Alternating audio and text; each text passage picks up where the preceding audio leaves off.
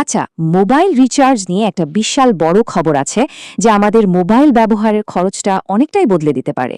চলুন আজ এই ব্যাপারটা একটু সহজ করে বুঝে নেওয়া যাক। আমাদের অনেকের সাথেই তো এমনটা হয়, তাই না? হয়তো শুধু ফোন করার জন্য একটা সিম চালু রাখা হয়েছে, কিন্তু রিচার্জ করতে গেলে ডেটার জন্য টাকা দিতে হচ্ছে। এই ডেটাটা হয়তো কোনো কাজেই লাগছে না, কিন্তু উপায় নেই, টাকাটা দিতেই হচ্ছে।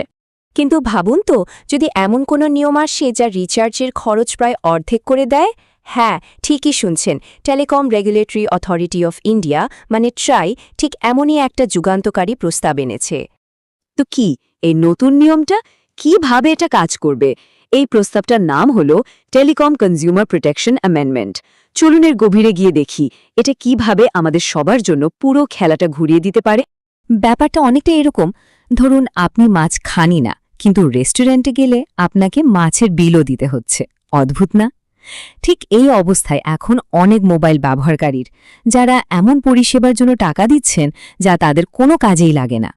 এই সমস্যার সমাধান হিসেবেই TRAI নিয়ে এসেছে মিররিং রুল। এর মানে খুব সহজ, টেলিকম কোম্পানিগুলো যতগুলো ডেটা সহ প্ল্যান অফার করবে, ঠিক ততগুলোই ডেটা ছাড়া মানে শুধু কথা বলা আর SMS এর জন্য প্ল্যান আনতে বাধ্য থাকবে। অর্থাৎ গ্রাহকদের কাছে একটা আসল অপশন থাকবে। আর এটা কিন্তু শুধু একটা দুটো প্ল্যানের জন্য নয়, 28 দিন, 56 দিন, 84 দিন, এমনকি 365 দিনের মানে সমস্ত জনপ্রিয় মেয়াদের প্ল্যানের ক্ষেত্রেই এই নিয়মটা প্রযোজ্য হবে। দারুণ ব্যাপার, তাই না?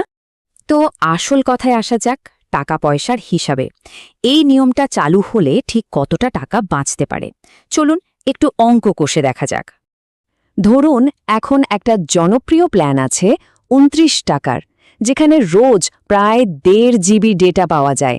নতুন নিয়মে এই একই প্ল্যানের একটা ডেটা ছাড়া ভার্সন আসতে পারে, যার দাম হতে পারে প্রায় 150 টাকা, মানে প্রায় অর্ধেক। হ্যাঁ, প্রায় 50% কম। ভাবা যায়, যারা ডেটা ব্যবহার করেন না বা যাদের ওয়াইফাই আছে, তাদের জন্য এটা একটা বিশাল বড় স্বস্তির খবর হতে পারে। আর যদি আমরা পুরো বছরের হিসাব দেখি, তাহলে এই ছোট্ট পরিবর্তনটা পকেট থেকে বছরে 1800 টাকারও বেশি বাঁচিয়ে দিতে পারে। কম টাকা নয় কিন্তু। এখন প্রশ্ন হল, এই নিয়মটা আসলে কাদের জন্য সবচেয়ে বেশি কাজের? কারণ সবাই তো আর ডেটা ছাড়া প্ল্যান খুঁজছেন না। চলুন দেখে নিই কারা হবেন আসল লাভবান। প্রথমেই ভাবুন বয়স্কদের কথা, যাদের ফোনটা মূলত কথা বলার জন্যই লাগে, বা ধরুন যাদের একটা সেকেন্ডারি সিম আছে শুধু ইনকামিং কলের জন্য। আবার এমন অনেকেই আছেন যারা বাড়িতে বা অফিসে ওয়াইফাই ব্যবহার করেন, মোবাইলে ডেটা লাগেই না। আর বেসিক ফোন ব্যবহারকারীদের কথা তো বলাই বাহুল্য। এদের সবার জন্যই এই নিয়মটা একটা আশীর্বাদ হতে পারে। কিন্তু একটা কথা পরিষ্কার করে নেওয়া ভালো, এই নিয়মটা কিন্তু এখনও ফাইনাল হয়নি। তাহলে এখন কি হবে? আর আমরা সাধারণ মানুষই বা এখানে কি করতে পারতাম? দেখুন, এটা এখনও একটা খসড়া প্রস্তাব, মানে TRAI এটা সবার সামনে রেখেছিল মতামত জানার জন্য। এখানে পুরো প্রক্রিয়াটা একবার দেখে নেওয়া যাক। TRAI এই খসড়া প্রস্তাবটা এনেছিল এবং জনগণের মতামত জানানোর জন্য একটা সময়সীমাও দেওয়া হয়েছিল, যেটা ছিল 28 এপ্রিল পর্যন্ত। এখন সেই সময়সীমা শেষ, তাই খুব তাড়াতাড়ি আমরা হয়তো এর চূড়ান্ত সিদ্ধান্তটা দেখতে পাব।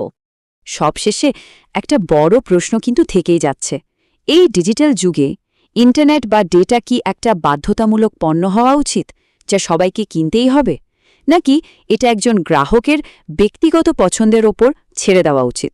ব্যাপারটা সত্যিই ভাবার মতো।